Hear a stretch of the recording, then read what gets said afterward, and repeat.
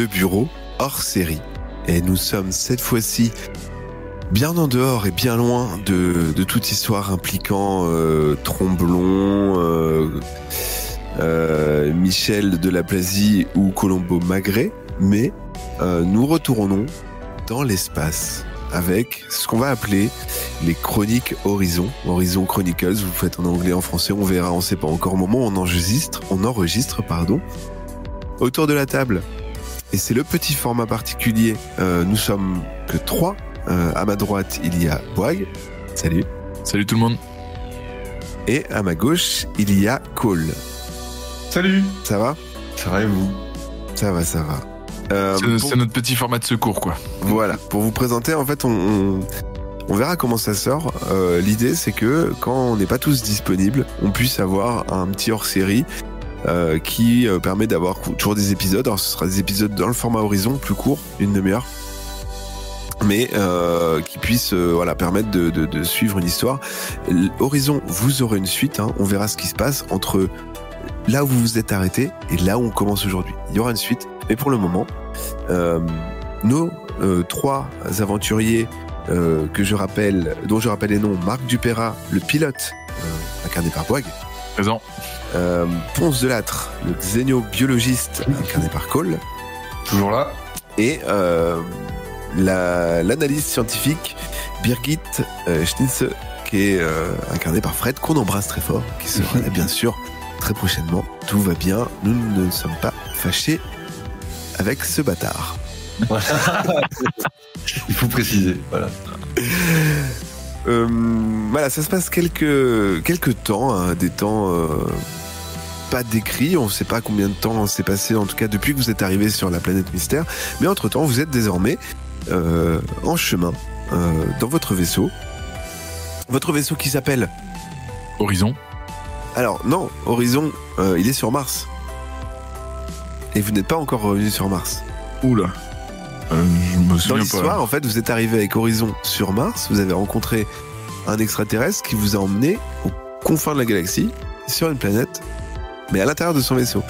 Ah oui, c'est Tout vrai. ce qui s'est passé, il s'est passé plein de choses, des aventures incroyables, hein, vous verrez, c'est fou. Il y a des moments de bravoure immenses, du suspense, des rebondissements. Ça, c'est plein de choses qui vont arriver que vous n'avez pas encore entendues.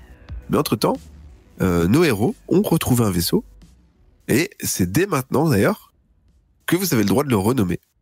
Mais que vous deux, d'ailleurs, parce que Fred n'est pas là. Mais genre ce vaisseau, ça y est, il nous appartient, parce que dans ma tête, l'extraterrestre, il nous avait balancé. C'est un autre vaisseau. Il vous arrive plein d'aventures, vous avez récupéré un vaisseau. D'accord. Qui vous permet de vous aventurer là où vous alliez, c'est-à-dire faire du commerce. Ok. Tu veux l'appeler comment, Cole ? Enfin... Ponce, pardon. Ponce. Je sais pas, peut-être quelque chose en hommage à notre collègue absent. Et pour relier les liens dans le multivers, on pourrait l'appeler Victime. Les victimes. Le Victime. On pourrait le renommer. Oh. Je monte à bord de la renommée et tout. Oh là là. Le renommer ? Non, victime si vous préférez. Le victime. Allez, c'est parti pour le victime. Vous avez décidé de rebaptiser ce vaisseau et après être ou non repassé sur Terre, ça vous le découvrirez, c'est une aventure tout entière. Il se trouve que là vous aviez une mission en bordure de galaxie, une mission que vous accomplirez dans un futur format, vous verrez, une mission palpitante, mais vous êtes un peu réveillé de votre torpeur parce que c'est des longs voyages dans l'espace par une alerte qui sonne sur le cadran de Marc.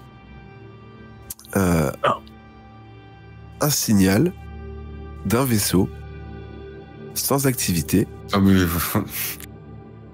pas très loin. En termes de déontologie, généralement, il est coutume de s'arrêter. Ça, c'est la décision que va prendre Marc. Ça, c'est le début de tous les mauvais films d'aliens ou d'horreur ou de trucs comme ça. C'est même le début du dernier épisode du bureau, quasi. Hein. On les laisse se démerder. Voilà. Voilà, on continue notre route. On va faire du commerce. Allez, continuez votre route. Non, bah, j'en sais rien. Attends, parce que c'est quoi notre mission? Pour l'instant, Ponce, tu vois, tu es en train d'étudier une algue que tu n'avais jamais vue. C'est une algue orange fluo qui a des propriétés qui te semblent régénératrices, qui pourraient peut-être vous aider. D'ailleurs, c'est une algue que tu as décidé de renommer puisque c'est ta découverte et vous le verrez bientôt dans le bureau, dans Horizon bientôt, que vous renommerez des choses. Tu décides de donner un nom à cette algue. La Salvia Royal Rumble. Très bien. Pendant que tu étudies la Salvia Royal Rumble, donc, comme je disais, un petit voyant rouge se met à clignoter sur le cadran de Marc. Marc, tu es seul dans ta cabine de pilotage, dont les murs sont entièrement recouverts de cadrans, d'instruments de mesure, etc. Tu peux décider de ne pas t'arrêter ou de passer à côté du vaisseau ou de pas continuer ta route et de t'arrêter. Je peux tenter de lancer un petit message. Je retente de rentrer en contact avec eux, savoir si ça en vaut la peine, parce qu'on est quand même pressé, on a du commerce à faire. Hein. D'accord, tu envoies par le biais de ton interface un message d'information pour savoir si le vaisseau a besoin d'aide. Et oui. Tu reçois 3 lettres, les unes après les autres, qui s'affichent sur ton écran avec marqué RAS. SOS. T'en avais une. Avec un traducteur, parce que vous l'avez, mais ça c'est, vous le découvrirez d'ailleurs au terme d'un rebondissement assez haletant, où il existe dans la galaxie des traducteurs. Donc vous disposez d'un traducteur instantané dans vos oreilles et tous les instruments de mesure traduisent toutes les langues. Donc vous avez dû incorporer, ça a pris de longues heures à Birgit d'incorporer le français, l'anglais, enfin les langues que vous maîtrisiez terriennes, puisque les terriens n'avaient pas encore conquis l'espace. Bon, est-ce qu'on a des intercoms? Je peux parler à Ponce? Ah oui, tu appuies sur l'intercom. Ponce, dans sa cabine en train d'étudier la Royal Rumble, entend un petit signal. Allô Ponce? Oui, bonsoir. Oui, allô. Ouais, je capte un signal, un petit SOS là sur un vaisseau. Est-ce qu'on continue notre route ou est-ce qu'on change de trajectoire? Alors, ouais. Est-ce qu'on a vraiment le choix? Enfin, est-ce que on n'est pas obligé? Non, mais en tant que vaisseau de transport et tout, est-ce que c'est un peu comme les marins? Est-ce qu'on n'est pas obligé d'y aller entre guillemets légalement? Il y a un mot qui s'appelle déontologie qui résonne en moi, même si je sais pas ce que ça veut dire. Tu vois, Ouais, mais dans l'espace, bon. Il y a un scénario aussi. Voilà, dans le scénario, faut y aller. Non, vraiment. Allez, non, en vrai, vrai truc, ça se trouve, s'il y a personne et qu'il est vide, on récupère. J'y crois pas, mais on fait une excuse pour y aller, voilà. Allez. Piraton. Alors, attends, je demande à Birgit, t'en penses quoi? Ben Birgit, tu l'as intégrée dans la conversation. Elle est indisposée. Elle regarde par le hublot et elle voit un gigantesque vaisseau qui s'appelle le Cassini. Et c'est un vaisseau humain? Ah, ça, vous avez pas encore assez d'expérience et vous savez clairement qu'en tout cas ce n'est pas humain parce que vous êtes les seuls humains dans la galaxie. Oui, bah en fait votre connaissance. J'y ai pensé en le disant. Ouais. De ce qu'elle a étudié, parce que voilà, elle a passé beaucoup de temps à étudier. Il semble que c'est un vaisseau assez ancien qui appartenait à une civilisation disparue composée d'intelligence artificielle. Bah, tu vois où ça les a amenés. Bah, let's go. Bah, let's go. Alors, pour pouvoir vous approcher, il va falloir arrimer. J'imagine que tu vas Alors, est-ce qu'on peut aussi, quand même, en s'approchant, vérifier si le vaisseau a l'air armé, dangereux, ou c'est un vaisseau de transport, c'est un vaisseau quoi? Alors, c'est un gigantesque vaisseau. Il doit faire, en s'approchant, tu remarques qu'il fait bien, 10 fois la taille du vôtre. Ah oui. Ah ouais. C'est un gigantesque vaisseau. Vous n'avez pas encore assez d'expérience spatiale, mais ça semble être un gros vaisseau de logistique qui peut être utilisé soit pour transporter des troupes, soit transporter du matériel. En tout cas, voilà, un gros vaisseau. Mais il est allumé ou éteint? Il te semble à la dérive. D'accord. Bon bah si on voit pas si c'est vénère ou pas, bah on y va. Hein. Donc j'ai de pilotage, tu me disais. Pilotage, j'ai combien? Parce que je me rappelle plus de marque. 80%. Attends. Bon. Je vais le voir de mes yeux vus. C'est dans l'ordre alphabétique. Enfin non, ok. Ouais, 80, ok. Eh bien c'est parti. Donc 80%, je partage. Désolé, la lenteur. Hop. Et hop. C'est parti, petit G 100.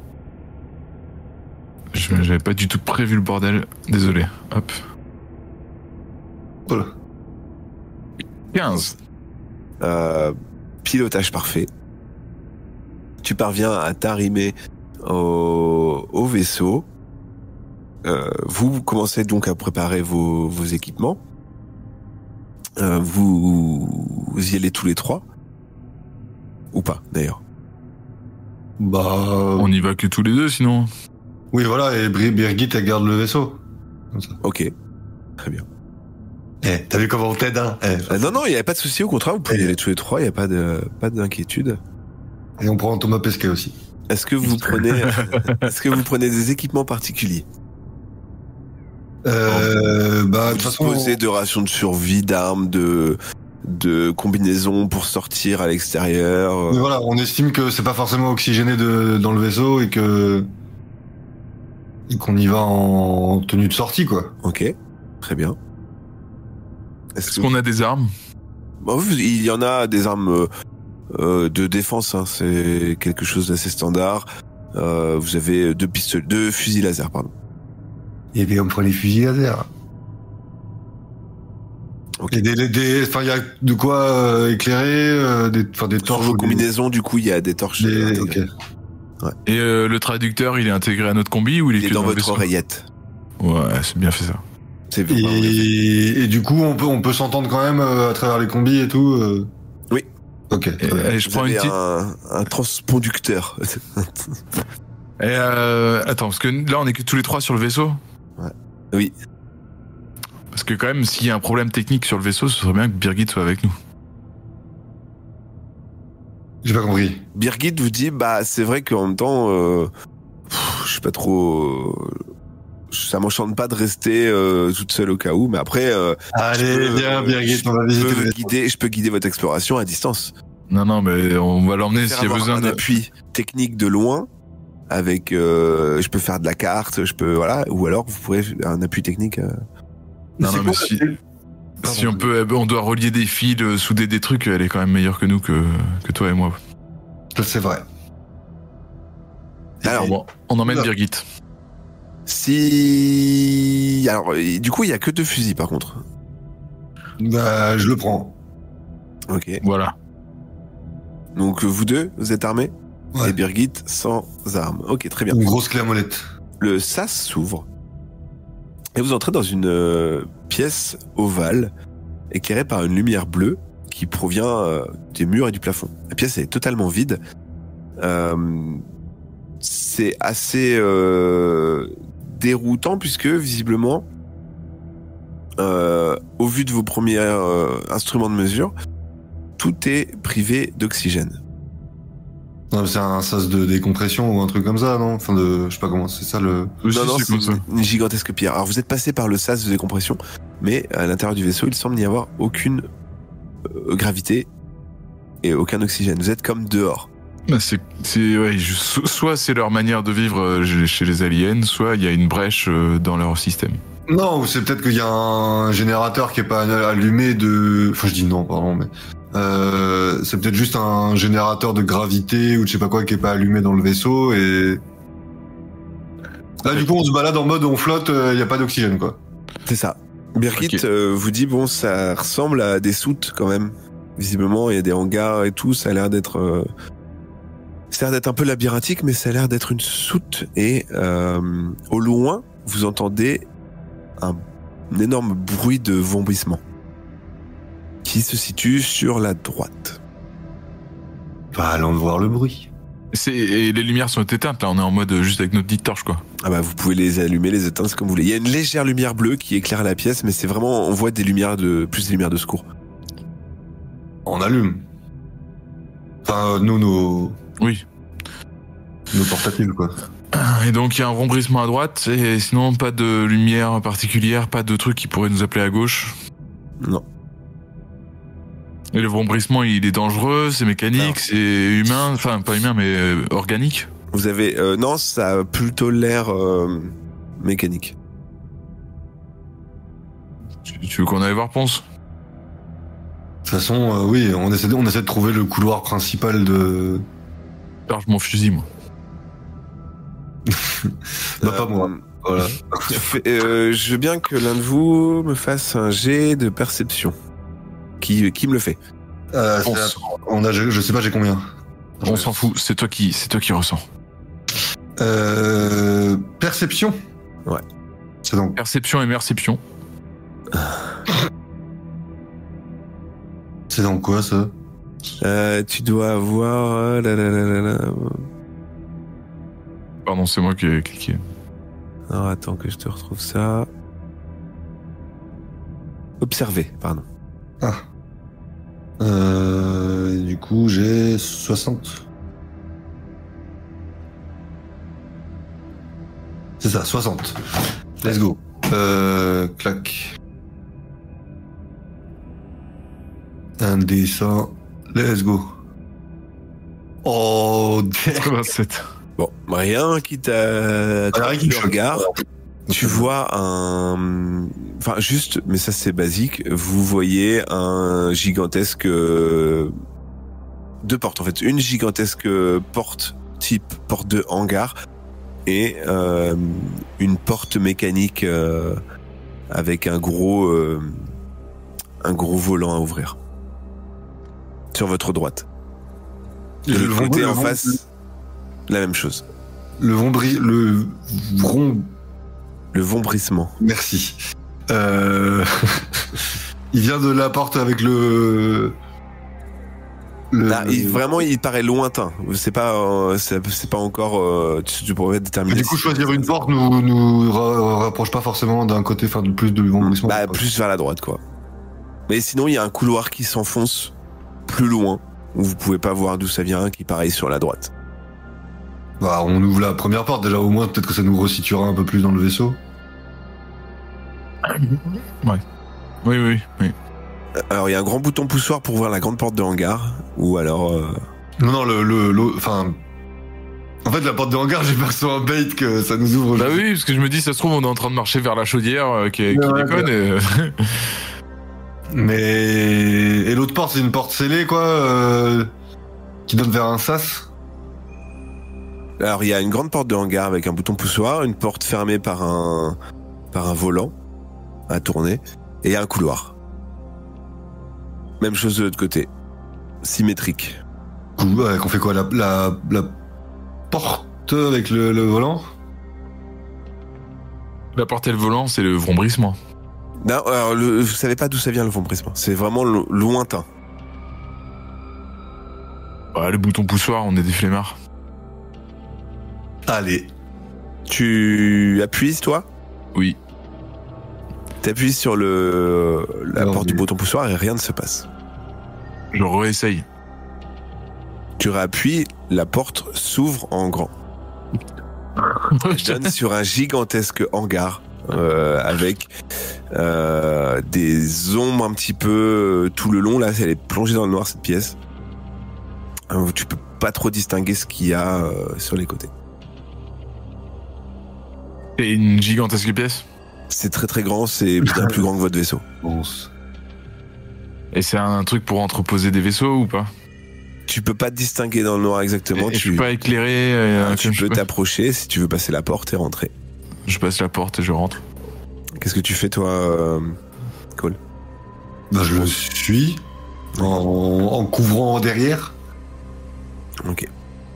Tu passes la porte, Marc, et en t'approchant un petit peu, suivi de ton acolyte, vous passez la porte et vous voyez que sur le côté, se situent des gigantesques mechas à plus de taille humaine. Plus haut qu'une taille humaine. Tous désactivés. Stylé. Des rangées haut et bas de mechas. Est-ce que un humain peut rentrer dedans et le contrôler? Tu ne sembles pas avoir la place pour ça. Il y a le vombrissement, on l'entend là, c'est ça? Il est toujours présent, mais vous n'êtes pas forcément plus rapproché. Et donc là, le mecha, moi je peux pas en prendre possession. Je veux dire, il n'y a pas la place pour un humain. Tu t'approches du mecha en regardant, il n'y a pas l'espace disponible pour un être humain. Ils n'ont pas été construits sur les formats d'un être humain puisque... Ils sont trop petits, c'est ça que je veux dire? Non, ils sont très grands. Ils sont très grands, d'accord. Ouais. Peut-être si vous vous mettez sur les épaules l'un de l'autre. Non. Mais je dis putain, une belle bête. Bon, bah on avance. Après, vous faites le tour du hangar et rien de particulier. Bah on revient à la porte. Et juste les mechas, c'est des mechas de combat ou des mechas de transport? C'est des mechas de quoi? Ils ont l'air d'avoir des armes ou des... Ils sont armés. Ah. On est sur un vaisseau de guerre là, de transport de troupes là. Visiblement, c'est possible. Birgit, en tout cas, se fait la même réflexion. On fait qu'on revient au hub là et on essaie de voir la porte ou le couloir. Ouais. Vous revenez vers la partie principale. Et au moment... Alors, qui est-ce qui passe en premier? Moi. Ok, suivi de Birgit et de Ponce, qui va faire un jet de... Alors, tout de suite, tu as un réflexe, normalement. Alors, réflexe... 40. 40. Je vais me vautrer. 44. C'est pas très loin. Au moment où tu passes, où Birgit passe la porte et tu t'apprêtes à la passer, la porte du sas se referme très fort et te tape l'épaule à deux doigts de te décapiter. Mais comme tu l'as entendu, tu t'esquives un petit peu sur le côté et avec le coup tu perds 3 points de vie. Sur combien déjà? Vous avez... Alors, je crois que sur vos fiches de personnage, c'est marqué 10, mais moi, je joue avec 20 à chaque fois. Donc, vous avez sur 20. Ok. Et... tu vas... Alors, attends. Allez, on va dire, allez, tu vas lancer un D10 et on va voir si tu as la chance que ta combinaison soit pas percée. T'as 9 chances sur 10 qu'elle soit pas percée. Du coup, si je fais 10, c'est... Ouais. Attends, lance pas tout de suite, j'ai pas fait le partage. C'est bon, tu peux.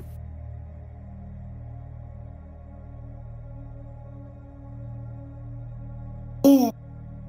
Tu vois que avec le frottement et le coup, tu regardes mécaniquement et avec un peu panique et tu te rends compte que dans ta combinaison elle est bien solide, elle n'est pas percée.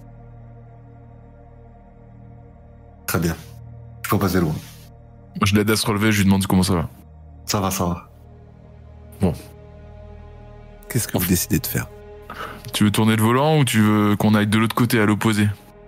Bah, on peut ouvrir la porte. Pierre, on verra ce qu'il y a derrière et on passe, mais on peut au moins l'ouvrir. Après, vu que c'est une porte à volant, je me demande si ça scelle pas quelque chose, tu vois. C'est vrai que les boutons poussoirs, c'est cool. Mais bah, vas-y, on y va, on tourne. Vous tournez... qui ouvre la... Ah, moi, c'est moi.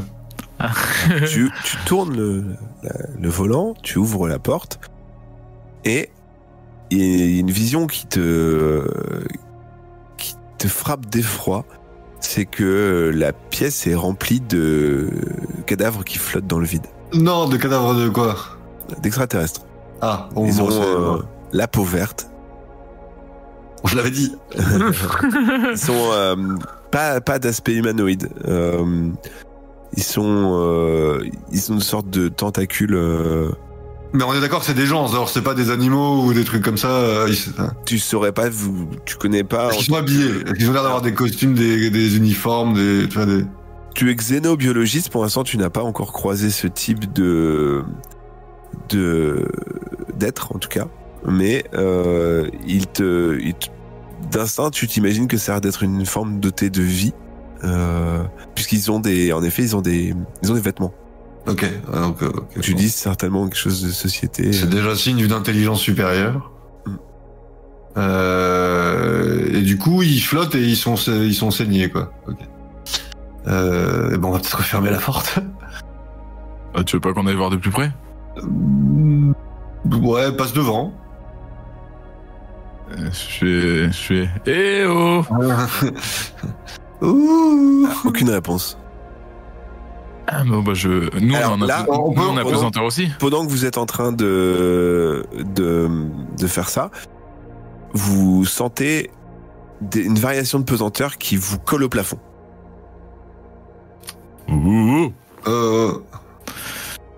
J'essaye de me réceptionner sur mes jambes au plafond. Tu parviens avec une belle petite pirouette à te réceptionner parce que tu y penses. Mais Birgit et Ponce, eux, s'en sortent un peu moins bien et perdent tous les deux un point de vie. Oh, mais juste, c'est un plafond, ça va. Attends, t'as combien en déplacement, Roger? Moi, j'ai 80%, mon gars. Oh, faut faire du parcours sur le plafond, super. Parcours. Ok, bah et là, y a pas un cadavre qui est pas loin quand même que j'essaie de le choper et de le ramener vers Ponce. Ouais, est-ce qu'on peut pas au moins observer genre comment ils ont été tués? Et puis pareil, deuxième question, ils font 3 mètres, 1 mètre, ils sont grands comment? Ils sont très longs. Ça ferait plus penser à une sorte de calmar un peu. Tu vois, ils sont tout en longueur un peu. Ils doivent bien faire 2 mètres. D'accord. À vue de nez. Ok. Faites un genre tiens Ponce, Marc, tu peux faire un jet d'observation? Oui. Observation, je sais plus à combien je suis. Attends 2 secondes. Observer 50. On y va. Pendant que tu observes 74. Le vide interstellaire. Il a roulé. Je pensais que c'était bon. Tu observes un petit peu en disant mais qu'est-ce qui a pu générer tout ça? Tu vois aucune idée. Pendant que vous dites tout ça, la gravité retombe en 0G et vous flottez à nouveau. D'accord. Ah, est-ce que c'est pas le générateur qui est cassé et genre il tourne un peu, il s'arrête, il retourne, tu vois, Ouais, j'étais en train de réfléchir à ça. Du coup, plutôt l'inverse, parce que du coup, la gravité diminue et du coup, on... Ouais, puis que la gravité soit au plafond, c'est pas normal non plus. Bon. La pièce là où on est, le garde-cadavre là, il donne sur quelque chose d'autre de là où on vient ou que de là où on vient ou... Ça a l'air d'être une remise à la base assez grande.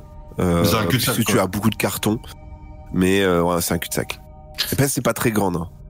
Et les cadavres, quand on regarde un peu les tentacules et les machins, ils ont pas des badges ou des trucs comme ça qu'on pourrait identifier comme des trucs qui permettent de faire quelque chose. Enfin, ils sont... Les tentacules, elles sont nues ou est-ce qu'ils ont des badges ou des objets ou des... Ah, tu veux t'approcher des cadavres? Oui. Ok, tu t'approches du premier cadavre devant toi et tu cherches quoi? Donc un badge? Un badge, une montre connectée, une bague, un bout de pierre, un truc qui semble être... je sais pas, un truc qui pourrait sembler... ajouter, ça se trouve c'est une déco, mais ça se trouve c'est un truc qui permet d'ouvrir des choses, quoi, ou de contrôler un méca, par exemple.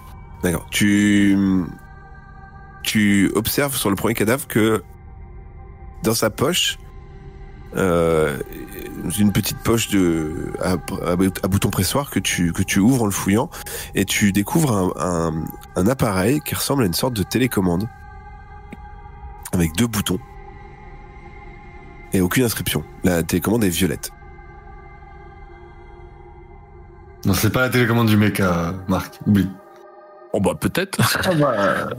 Je la montre à Birgit si des fois qu'elle aurait une idée. Ok, Birgit regarde et elle se dit bon bah c'est visiblement une technologie qu'on connaît pas. J'ai aucune idée de ce qui peut se passer en appuyant sur ce bouton. Et très clairement, je prendrai pas ce risque. Oui, voilà. J'appuie dessus. Non mais... T'appuies sur le bouton? Le bouton de gauche, pas celui de droite. Celui de gauche? Ok, très bien. Bon, quand t'appuies, il se passe rien pour l'instant. Pour l'instant, en tout cas. Non mais attends. Imagine, c'est comme une commande volet. Genre le volet il est fermé, t'appuies sur fermé, ça fait rien. Là, si t'appuies sur l'autre, bah non, mais justement, ça va peut-être faire une connerie. Donc profite que t'appuies sur le bouton, que tu sois content. On s'arrête là. Lèche-la, la télécommande. Bah je l'avais dans ma poche. Exactement ce que te dit donc du coup Ponce. Donc tu l'arranges. Bah ouais, parce que bon, c'est eux les cerveaux du bordel. Hein. Pendant ce temps-là, Birgit, qui a un peu les yeux qui fouinent partout, vous fait un petit coup de coude et vous dit de regarder en hauteur et vous observez un point rouge en haut, une sorte de caméra qui vous observe.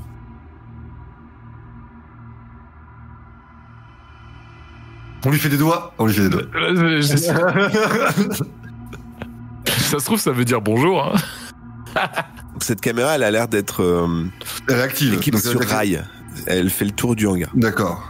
De la pièce principale, la pièce où vous êtes arrivé.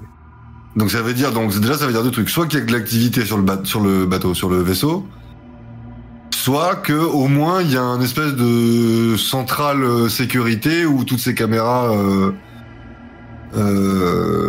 arrivent et on pourra peut-être essayer de voir ce qui s'est passé sur le vaisseau. Dernier truc, ça se trouve c'était un vaisseau qui transportait des esclaves ou un truc comme ça. Et ça se trouve on croit qu'on est sur un vaisseau avec des tentacules et des machins. Ça se trouve c'est une autre race et que là ils transportaient des esclaves qui sont morts dans un truc. Je pense à ça aussi. Genre il est surveillé avec la caméra. Oui, par contre, moi je pensais ça, c'est-à-dire que les mecs qu'on voit morts là, c'est pas les propriétaires du vaisseau. Peut-être, voilà, c'est ça que je veux dire. Et du coup. Et genre, attends, question toute bête, mais genre les espèces de poulpes là, ça a l'air d'être fait pour eux les mechas ? Ça a pas l'air d'être le cas. Et chose peut-être que j'ai pas précisé, je crois pas l'avoir précisé, quand tu as fouillé l'espèce de poulpe. D'ailleurs que vous pouvez donner un nom à cette race. Les poulpos. Alors le premier poulpo que vous découvrez dans votre vie d'extraterrestre désormais, le poulpo, tu ne sais pas si c'est son état naturel, mais il est glacé. C'est-à-dire que son corps est assez congelé par le froid. Ce qui, Birgit, en te regardant, se dit, j'imagine que l'espace les a... Et voilà, c'est le vide qui les a... Ils doivent être composés certainement d'un équivalent d'eau, comme nous. Mais c'est plus toi qui peux nous le dire, Ponce, puisque c'est toi le xénobiologiste. Bah après, là, d'après mes observations, ils sont quand même morts d'une mort violente, voilà. Mais le fait qu'ils aient été mis dans la pièce, dans le vide, enfin, la pièce a l'air soumise au vide spatial. C'est voilà, ils ont gelé. Puis comme ils ont l'air, oui, effectivement, d'être pas mal fait de flotte. Après, c'est de la. Si on peut le rapprocher à un truc terrestre, effectivement, sur les calamars, les poulpes comme ça, gélatineux, et trucs comme ça, oui, ça. Ils ont gelé, quoi. Alors la question c'est ça, est-ce que c'est un bus, est-ce que c'est fait exprès et c'est un garde-manger, etc. Si c'était un garde-manger, ils auraient enlevé les vêtements. Bah voilà. Alors est-ce que c'est juste ils ont béné les cadavres là-dedans et voilà. Ça se trouve c'est leur serviteur, leur machin. Bon, on se casse d'ici. Est-ce qu'on examine la caméra ou on se dit juste que c'est un accessoire qui passe? Elle est fixée sur un rail du coup. La caméra, le rail fait tout le hangar. En tout cas, Birgit te dit, je suis à peu près sûr qu'elle n'était pas là quand on est entré dans la pièce. Qu'elle s'est rapprochée. Ah, il nous surveille quoi. Eh ben on peut suivre le rail, non? Voir déjà. En tout cas, le rail s'enfonce vers le couloir sombre à droite. Évidemment. Qui semble mener vers les bruits que vous entendez. Et bah, let's go le couloir. Hein. Et ouais. Est-ce que on s'adresse pas à la caméra en mode coucou machin et s'il y a rien on se barre parce qu'en vrai là. T'as peur? Non, en vrai c'est pas moi qui ai peur mais je réfléchis au truc tu vois. Ça sent le bait quand même. Bah ouais mais bon maintenant qu'on est là on voit des morts et tout on va en savoir plus. Hein. Bah s'il y a une caméra qu'ils envoient du monde c'est ça que je veux dire. Enfin bon. Bah ils auraient déjà envoyé du monde. Ça fait déjà 5 minutes qu'on est là à se balader. On a vu les mechas, le hangar et tout. Donc ils ont pas spécialement envie de rentrer en contact on dirait quoi. Et bah du coup let's go. Ouais je commence à me dire. Tu veux pas un mecha? Ah bah ils sont pas adaptés à ma taille. Ouais, ça s'adapte. Ouais, là tu me prends par les sentiments. On te met un siège réhausseur et c'est bon. Bon bah, vous êtes en train de discuter. Ah voilà, Birgit dit derrière qu'on peut plus. Putain. Non, pendant que vous êtes en train de discuter, vous entendez une gigantesque détonation. Un bruit extrêmement sourd, suivi d'une sorte d'aspiration. La porte par laquelle vous êtes entré s'ouvre d'un coup et vous êtes aspiré vers l'entrée parce que vous voyez que le vaisseau, votre vaisseau, le Victime, a été détruit. Mais voilà. J'avais dit qu'il fallait qu'on se barre. Ben moi j'avais dit qu'il fallait laisser Birgit dessus, et comme ça elle nous aurait prévenu, il se passe un truc, et elle le sauvait, et au pire elle pétait avec, et voilà. Déjà je t'avais dit qu'il fallait pas qu'on accroche le truc, il fallait qu'on continue notre mission. Et pendant non mais tu veux rendre service dans cet univers, et voilà. Alors vous êtes en train de faire ça pendant que vous êtes en train d'être aspiré par le vide. Et c'est ainsi que s'arrête cet épisode. Ah putain. Alors c'est des épisodes plus courts, on en sortira plus souvent. En tout cas, je sais pas, le format, quand est-ce que vous entendrez ça, je ne sais pas. En tout cas, c'est des... Nous non plus. Ouais, voilà, c'est ça le suspense. Le suspense. Vont-ils mourir? Vont-ils être rejetés dans l'espace infini? Qu'est-ce qui se passe? À qui appartient ce vaisseau? Des questions auxquelles vous aurez peut-être une réponse dans le prochain épisode d'Horizon Chronicles. Ciao tout le monde, merci beaucoup. Ciao. Salut. Ciao. Bisous à Fred. La Victime a pété, voilà. Voilà.